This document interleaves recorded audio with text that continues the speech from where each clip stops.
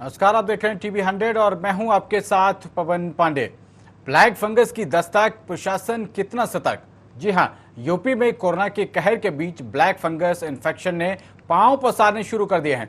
UP में अब तक अलग अलग जिलों में 76 मरीज मिले हैं और अब तक इस इन्फेक्शन से 4 लोग जान गंवा चुके हैं। कानपुर में 2 और लखनऊ में 2 मरीजों की जान जा चुकी है। सबसे ज्यादा 23 केस वाराणसी में सामने आए हैं। वहीं राजधानी लखनऊ में 17 केस अब सामने आए हैं। वहीं मेरठ में अब तक ब्लैक फंगस के 8 मरीज हैं। साथ ही सीएम योगी ने कोरोना की तीसरी लहर और ब्लैक फंगस पर नियंत्रण की सरकार की योजना के बारे में बताया। सीएम योगी ने कहा कि ब्लैक फंगस को लेकर हमने ट्रेनिंग शुरू कर दी है, पूरी सावधानी के साथ इस पर काम कर रहे हैं। साथ ही कोरोना संक्रमण की 3rd वेव से निपटने के लिए भी सरकार पूरी तरह से तैयार है। लेकिन सवाल यहां यह उठता है कि प्रशासन ब्लैक फंगस के इन्फेक्शन से लड़ने के लिए कितनी तैयार है और प्रशासन की तरफ से इस इन्फेक्शन से लड़ने के लिए क्या रणनीति बनाई जा रही है। क्या कोरोना महामारी में राज्य के जो हालात हुए हैं उससे प्रशासन ने कोई सबक सीखा है? क्या ब्लैक फंगस से लड़ने के लिए लोगों को अब इलाज के लिए सही सुविधाएं मिलेगी या फिर यह इन्फेक्शन भी कोरोना महामारी जैसे पैर पसारेगा? यूपी में ब्लैक फंगस की दस्तक है और इसको लेकर प्रशासन कितना सतर्क है? ब्लैक फंगस से लड़ने के लिए प्रशासन की क्या रणनीति है और प्रशासन के पास इलाज के लिए क्या सुविधाएं हैं? इसको लेकर आज हम चर्चा करेंगे, जिसमें सरकार का पक्ष जानेंगे। हालांकि सरकार द्वारा तमाम दावे किए जा रहे हैं। 3rd वेव को रोकने के लिए भी अभी से कार्य योजना हमारी प्रारंभ हो चुकी है। स्वच्छता, sanitisation, fogging, high risk category को अवेयरनेस के लिए जागरूक करना और अवेयरनेस के एक व्यापक कार्यक्रम को आगे बढ़ाना। पब्लिक एड्रेस सिस्टम के माध्यम से लगातार लोगों में अवेयरनेस के कार्यक्रम को आगे बढ़ाने की कार्रवाई चल रही है।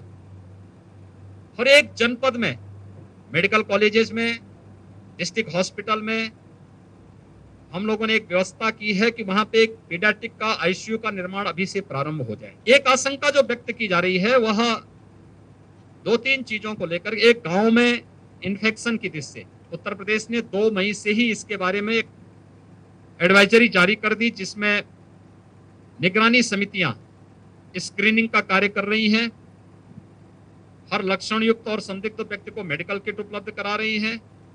उनकी सूची ICCC के साथ दे करके फिर ICCC से रैपिड रिस्पांस टीम वहां जाकर के एंटीजन टेस्ट करती है। उन्हें मरीज के लक्षण के अनुसार हॉस्पिटलाइज करना, क्वारंटीन सेंटर में रखना या होम आइसोलेशन में रखना, इन सब पर कार्य हो रहा है। देखिए, ये ब्लैक फंगस बेसिकली जैसा लोग सभी कह रहे हैं और ये आजकल काफ़ी केसेस देखने को मिल रहे हैं। हमारे यूपी में इस समय करीब 50 से 60 के बीच में केसेस हैं और लखनऊ में ही हमारे करीब 10 के आसपास केस डिटेक्ट हो चुके हैं। ये ब्लैक फंगस बेसिकली इसको हम मेडिकल लैंग्वेज में म्यूकोरमाइकोसिस बोलते हैं। म्यूकोरमाइकोसिस बेसिकली 4-5 तरह की होती है। मैं पहले आपको ये बता दूं कि म्यूकोरमाइकोसिस फंगस है और ये एक स्पोर्स के थ्रू होती है। तो जो फंगस हमारे एटमॉस्फेयर में चारों तरफ ये ग्रो कर रहे होते हैं, जैसे कि हमारी सड़ी हुई सब्जियां हैं, सड़े हुए फ्रूट्स हैं, पुरानी लकड़ी, भीगी हुई लकड़ी है उसके ऊपर हैं, पत्ते हैं, इवन सॉइल है हमारी नेचुरल, जो उन सब में ये फंगस के स्पोर्स जनरली होते हैं। और करीब करीब 40 प्रकार की फंगस के स्पोर्स हमारे अवेलेबल होते हैं जो एटमॉस्फेयर में घूम रहे होते हैं, हर समय घूम रहे होते हैं और हम लोग ब्रीथ कर रहे होते हैं। तो जब भी हमारी रेजिस्टेंस डाउन होती है तो इनमें से कुछ 2-3 जो फंगस हैं, जैसे म्यूकोर है एक फंगस, म्यूकोरमाइकोसिस करता है, एक एस्परजिलोसिस करता है, एक कैंडिडा है, तो ये सारे फंगस हैं और ये जब भी इनको अपॉर्चुनिटी मिलती है, जब भी हमारी बॉडी की रेजिस्टेंस डाउन होती है और ये अंदर घुस जाते हैं हमारे और इन्फेक्शन कर देते हैं। इसी के साथ एक बीमारी जो बहुत ही खतरनाक बीमारी, इस कोरोना से अलग एक बीमारी आई है जिससे लोगों में दहशत फैली हुई है, जो बीमारी ब्लैक फंगस के नाम से यहाँ पर फैली हुई है और पूरी तरह से लोग उसमें डरे हुए हैं। और हमारे मेरठ में भी यहाँ पर काफ़ी मरीजों की तादाद लगातार उसमें बढ़ रही है। उस पर क्या काम करने का सरकार ने काम किया है? क्या मेडिकल साइंस ने उसका रिसर्च कर उस पर कोई मेडिसिन या किसी तरह का कोई उसकी व्यवस्था डॉक्टरों को यहाँ पर उपलब्ध कराई है? ऐसा देखने को मिला है क्योंकि इसमें 95% लोग, जिन लोगों को ये बीमारी हुई है, वो मारे गए हैं या अभी तक वो बीमारी से जूझ रहे हैं। अभी कोई उसमें एक भी पेशेंट ठीक होने का कगार पर नहीं है। तो यहाँ के दौरे में माननीय मंत्री जी को, मुख्यमंत्री जी को ये भी एक पॉइंट था, इस पॉइंट पर भी उनको चर्चा करनी चाहिए थी।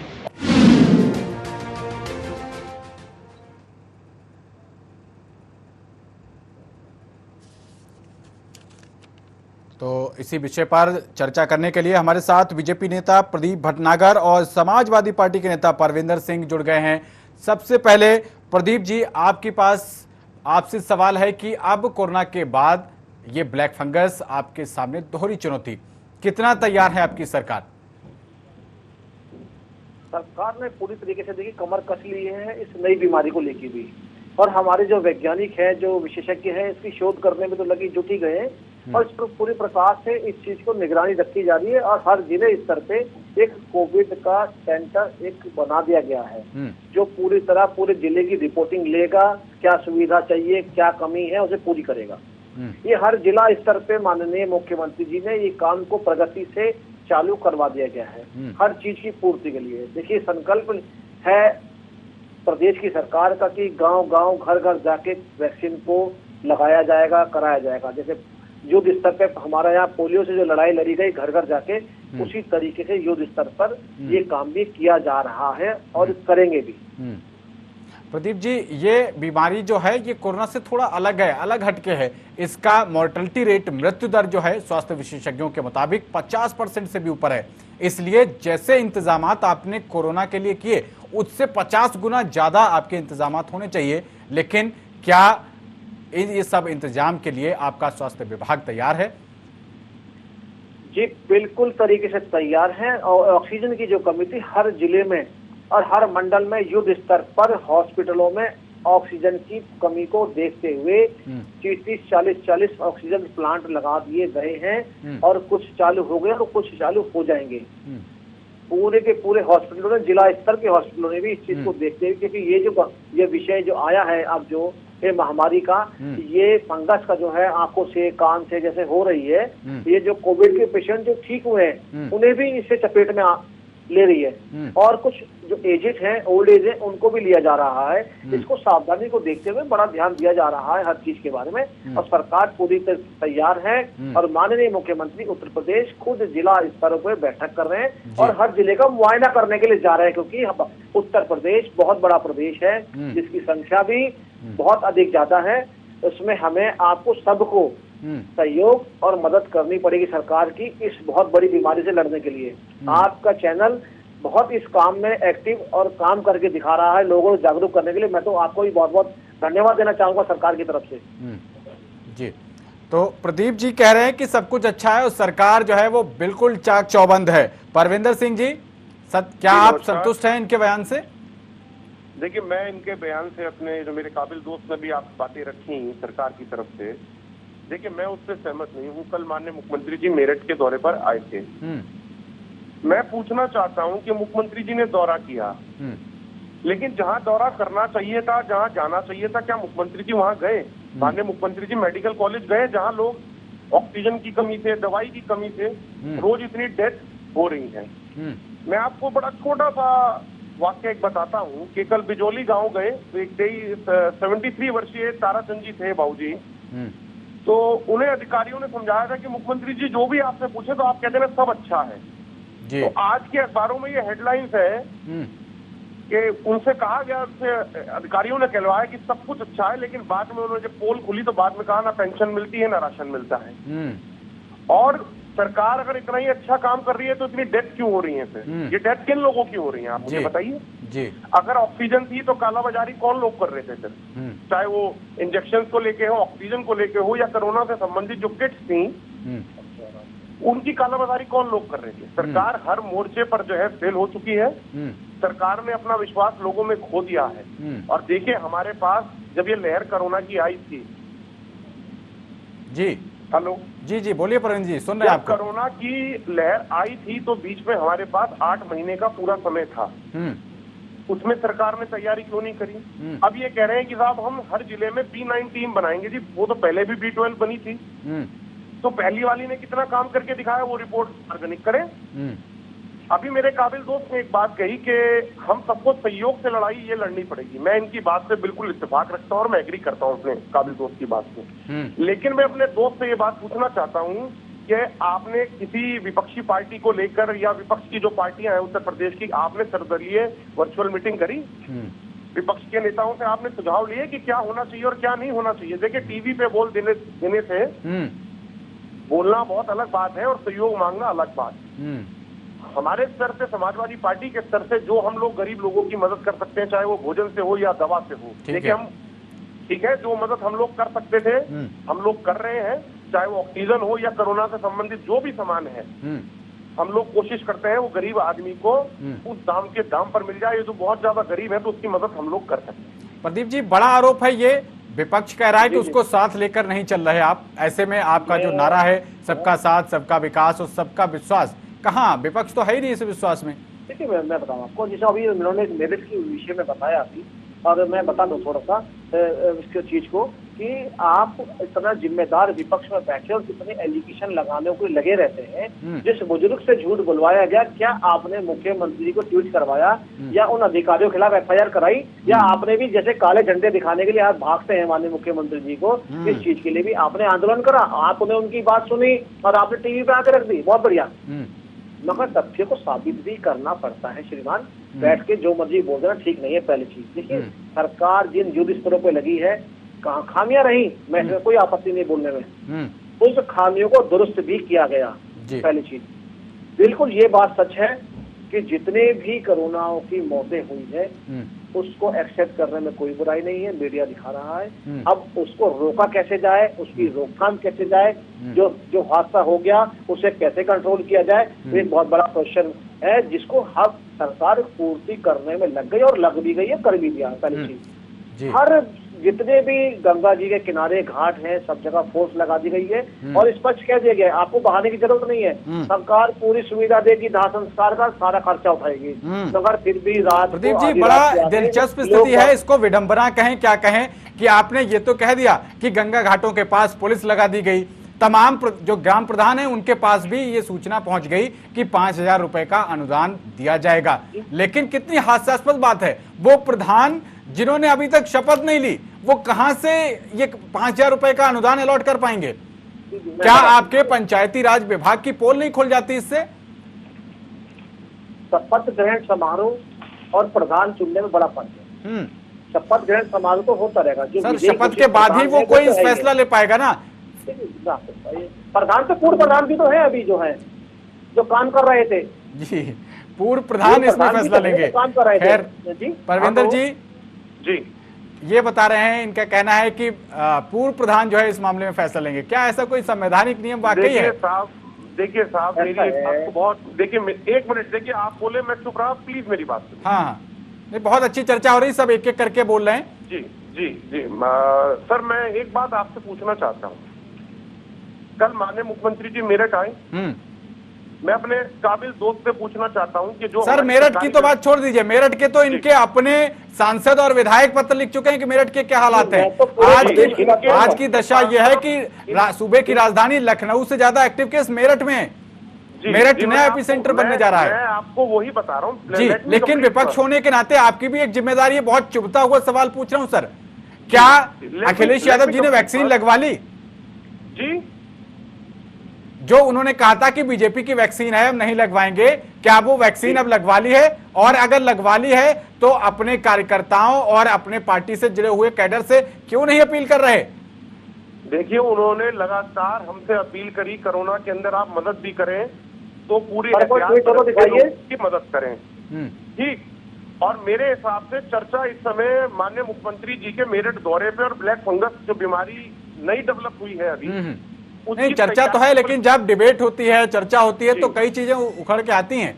अगर आप प्रशासन पर सवाल, सरकार पर सवाल उठा रहे हैं तो विपक्ष भी सिर्फ मूक दर्शक नहीं होता, सिर्फ गड़े मुर्दे उखाड़ने के लिए नहीं होता, उसकी भी जिम्मेदारी होती है। यही तो मुख्यमंत्री रहे प्रदेश के हूँ, मेरे भाई, मैं आपको यही तो बताना चाहता हूँ कि कल माननीय मुख्यमंत्री जी मेरठ आए तो उन्हें क्या मेडिकल कॉलेज जाना चाहिए था या नहीं जाना चाहिए? क्या माननीय अखिलेश जी पूर्व मुख्यमंत्री हैं या नहीं उत्तर प्रदेश के?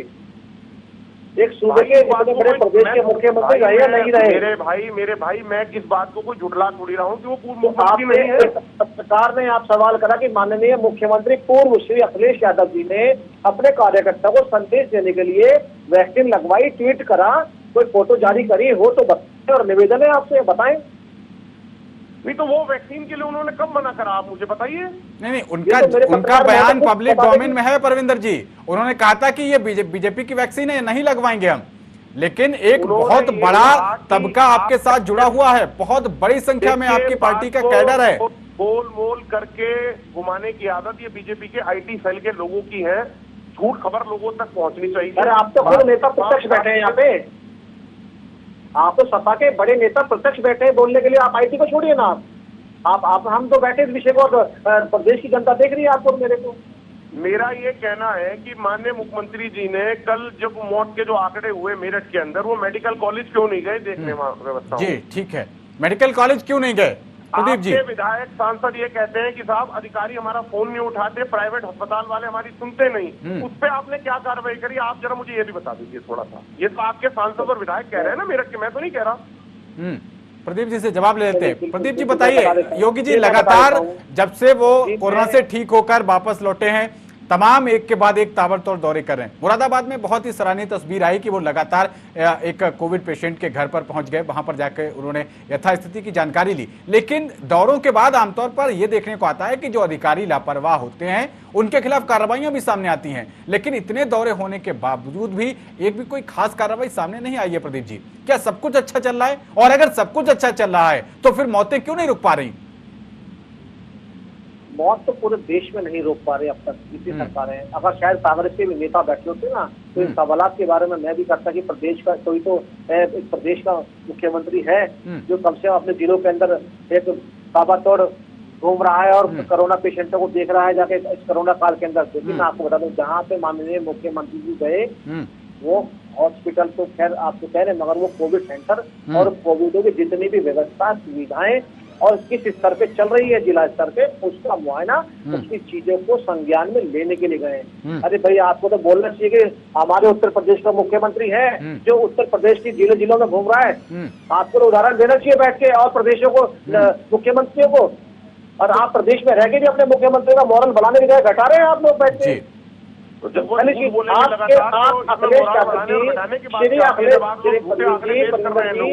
श्री अखिलेश यादव जी सूबे के 5 साल पूर्व मुख्यमंत्री रहे।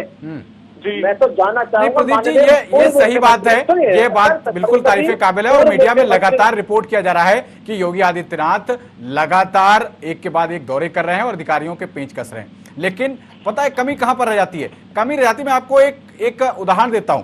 बागपत से खबर आई है जहां पर एक ही गांव में 37 लोगों की मौत हो गई। आपका प्रशासन जो IAS अधिकारी है वो लगातार छुपाने में लगा रहा। वहां के प्रधान ने 37 लोगों की पूरी लिस्ट बनाकर वायरल कर दी। सर,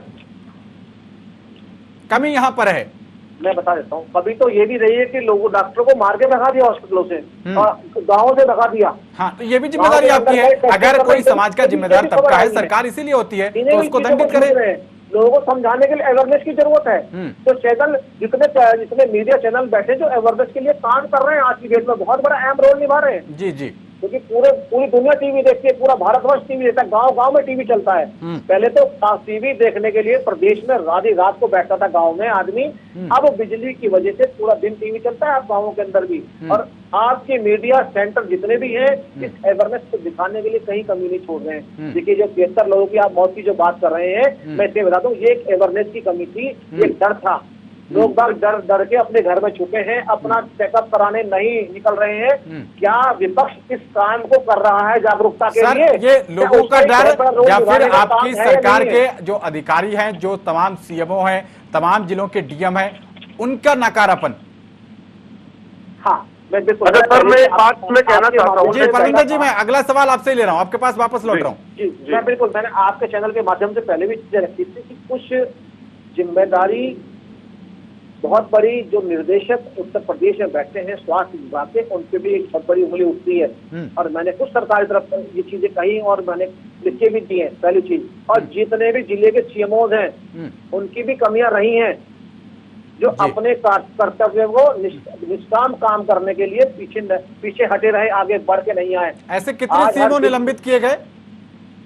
देखिए, अभी सीएमओ को निलंबित करने का वक्त नहीं है। अभी हमें एक डॉक्टर की बहुत सख्त जरूरत है, इसकी भी लिस्ट बन जा रही है। जिन्होंने काम अपना कर्तव्य नहीं निभाया उसकी भी तैयारी चल रही है, मगर अभी सस्पेंड या अभी निलंबित करने का काम है, अभी उनसे काम लेने का है। गलती होती सुधार भी होता है उसका, तो सुधार के लिए प्रदेश की जनता देख रही है किस तरह हो रहा है और सीएमओ किस तरह आप अपने काम में लगे हैं। इसके लिए ही माननीय मुख्यमंत्री हर जिला स्तर पे जाके इस चीज को देख रहे हैं। क्योंकि पहले विपक्ष ने कहा कि पीएम केयर फंड में भाई वेंटिलेटर नहीं भेजे, आईसीयू बेड्स नहीं भेजे, तैयारी नहीं भेजी, मगर आपके चैनलों के माध्यम से दिखाया गया कि स्टोरों में कैसे रख रखा था, लगाए नहीं गए थे।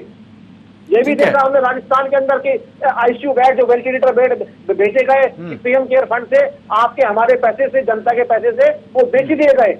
ठीक है, वो भी देखा हमने आपने बैठ के। ठीक है परविंदर जी, प्रदीप जी कह रहे हैं कि लगातार सब कुछ ही अच्छा हो रहा है और कुछ लोगों से गलती हो जाती है। मैं बताता हूं, आपके एक विधायक से भी गलती हुई है। आप इसको गलती कहेंगे, क्या कहेंगे? कानपुर का मामला है, आपके विधायक आपके एक कार्यकर्ता को छुड़ाने के लिए थाने पहुंच गए, वो भी बिना मास्क। वहां पर उनका हंगामा हो गया और बाद में उनका 1000 रुपए का चालान काटा गया। सर, ये भी गलती थी या फिर जनप्रतिनिधि होने के नाते उनको ही कोविड गाइडलाइंस का पालन करना चाहिए था? सर पहले मैं उनकी बात का जवाब दे दूं, जो कह रहे हैं कि सब कुछ ठीक चल रहा है और स्वास्थ्य सेवाएं ठीक चल रही हैं। बिल्कुल बिल्कुल। तो मैं एक बात कह के अपनी बात शुरू करूंगा कि मिट गया जो मिटने वाला, कि मिट गया जो मिटने वाला, तब सलाम आया तो क्या, और लोगों की बर्बादियों के बाद उनका पयाम आया तो क्या। साहब, ऑक्सीजन से जो लोग मर चुके हैं, जिनका जा चुका है, क्या सरकार वापस ले आएगी उनके लोग? ठीक है जी। आज दुल्हेड़ा की घटना बता रहा हूँ, मेरठ जिले के अंदर एक दुल्हेड़ा गांव लगता है, वहां भी कोरोना से कम 20 लोगों की जिंदगी चली गई।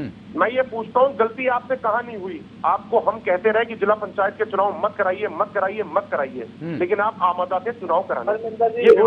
हाईकोर्ट आ गए, देखिए चुनाव तो सरकार कराना चाहती नहीं थी, आप मेरी बात अब देखिए, मेरे को बोलने दीजिए आप प्लीज। हाँ बोलिए, एक एक करके आप अपनी बारी आने पर। मैं बोल रहा हूँ, आप मुझे सुनिए। हाँ हाँ ठीक है साहब, आपको चुनाव नहीं कराने थे जिला पंचायती के, ठीक साहब, ठीक। हमारे पास व्यवस्था नहीं थी, 8 महीने का हमारे पास टाइम था। हमने कितना ऑक्सीजन बैंक अब रखा। अब आप भागा दौड़ी कर रहे हो, लेकिन जहां आपको जाना है वहां आप जा नहीं रहे, ठीक। आप हेलीकॉप्टर लेके घूमते रहो कहीं भी, लेकिन आपने लोगों के लिए करा क्या? मुझे ये बताओ, आप करा क्या आपने जाके? मेडिकल कॉलेज जाते ना आप, जहाँ सरकारी व्यवस्थाएं थी, आपने सारा ठीकरा फोड़ दिया था। ये जो निजी अस्पताल है ये गड़बड़ कर रहे हैं, तो भाई एक्शन लो। सरकार आपकी है भाई, सीएमओ आपके हैं भाई, जनता ने आपको वोट देके आपकी सरकार बनवाई, ठीक। संवैधानिक आपकी सरकार है, तो काम भी तो आपको ही लेना है। लेकिन इस सरकार के साथ और बीजेपी के साथ दिक्कत क्या है कि केंद्र में कोई दिक्कत हो तो नेहरू जी जिम्मेदार, अब उत्तर प्रदेश में काम नहीं हो रहा तो अखिलेश जी जिम्मेदार। तो फिर आप किस लिए हो? आपकी सरकार किस लिए है? जी बताइए प्रदीप जी। आपके मुख्यमंत्री जो है, आप मेरी सुनिए, बहुत बढ़िया सवाल आपने करा। आपके मुख्यमंत्री जो है, आपके नेताओं पे विश्वास नहीं करते, अपने कार्यकर्ताओं पे विश्वास नहीं करते। अरे भाई, मेरा टारगेट कम से कम जो बीजेपी के कार्यकर्ता जिनके विचारों के चले गए, उनसे एक बुला के पूछ लेते क्या व्यवस्था है मेरठ की। हमसे नहीं पूछते, कोई बात नहीं, लेकिन बीजेपी के लोगों से ही पूछ लेते, वही सच बता देते जिनके विचारों के गए हैं कोरोना में। जी ठीक है, बताइए प्रदीप जी। इसके लिए भी नेहरू जिम्मेदार, जिम्मेदार। बहुत बढ़िया, मैं बताता हूँ। मैं देखिए, 50 वर्ष के अंदर आप जो आपने इंदिरा गांधी और जो आपने जवाहरलाल नेहरू जी की तक की बात करी ना, अगर शायद ये नौबती ना आती उनका नाम लेने का, कुछ करा होता तो इतने एम्स, जो एम्स कहाँ एम्स बने जो आप बोलते थे, ऐसे 14-15 एम्स नहीं बन गए। ये तो हमारे पूर्व मुख्यमंत्री स्वर्गीय श्री अटल बिहारी वाजपेयी जी का सपना था कि हर जिले में, हर प्रदेश के अंदर एम्स हो, और उसको साकार करने के लिए काम भी किया गया। आपको पता है कि कांग्रेस ने एम्स रोक दिए गए थे गोरखपुर के लिए, जो 12 के बाद 14 के बाद जब हुआ। आपको फिर आपको ये नहीं पता होगा कि आपके उत्तर प्रदेश के अंदर कितने एम्स हैं।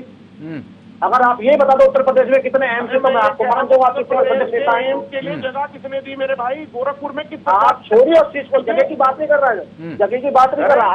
आपको ये नहीं पता होगा उत्तर प्रदेश के अंदर एम्स कितने। अरे बिना जगह, चलिए कोई नहीं, आप बता दीजिए और साथ में ये भी बता दीजिए कि उन एम्स में अब इस ब्लैक फंगस से निपटने के लिए कितनी तैयारी कर ली गई है, क्योंकि तीसरी लहर भी आने वाली है। सर, फाइनल कमेंट है। हेलो जी, देखिए, सरकार हर मोर्चे पे फेल हो चुकी है। सरकार के पास कोई जो संसाधन करने चाहिए थे सरकार को, सरकार ने गरीब लोगों की बिल्कुल भी मदद नहीं करी। और मेरी एक आपके टीवी चैनल के मांग और है। देखिए, कोरोना के अलावा जो गरीब आदमी है वो बिजली का बिल कहाँ से दे जिसकी दुकानें बंद हैं?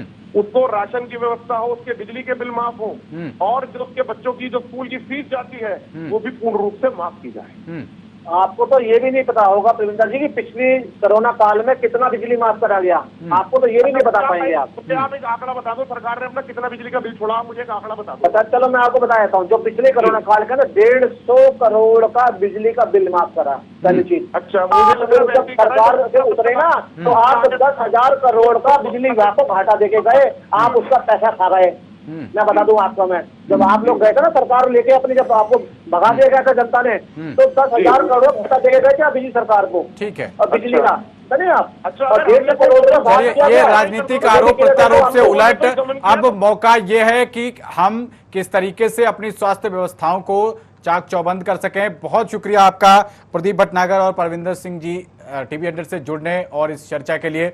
इसी बीच अब स्थिति यह हो गई है कि दूसरी लहर जो है वो अपना विकराल रूप दिखा रही है। उसमें ब्लैक फंगस जो है वो एक और आपदा के रूप में स्वास्थ्य विभाग के सामने है। ऐसे में अब सरकारें कितना इंतजाम कर पाती हैं, उनके द्वारा प्रशासन ने जो इलाज के लिए सुविधाएं मुहैया कराती हैं वो कितनी प्रभावी होती हैं, ये आने वाले वक्त में ही पता चल पाएगा। फिलहाल इस कार्यक्रम में इतना ही। देश और दुनिया की तमाम खास खबरों के लिए बने रहिए टीवी 100 के साथ। नमस्कार।